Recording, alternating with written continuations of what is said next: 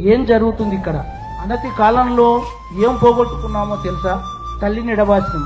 అల్లుకున్న పాట ఒకటి అమరత్వం పొందింది. ఇప్పుడు రాజధాని ఎద మీద వలస పాలకుల విగ్రహాలు మొలుస్తున్నాయి. అక్కడి వాళ్ళ మీద ఈగ వాలితే ఇక్కడ మన ముక్కులు తెగిపడుతున్నాయి. నేల మనదే అన్నట్లున్న పాలనా పగ్గాలు తెర వెనుక చేతుల్లో తోలుబొమ్మలాట.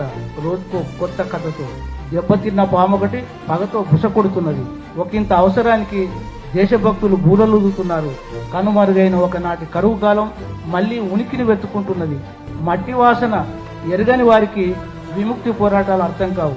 ఎన్ని అవమానాలు, ఎన్ని త్యాగాలు, ఎంత దుఃఖాన్ని భరించింది నేల.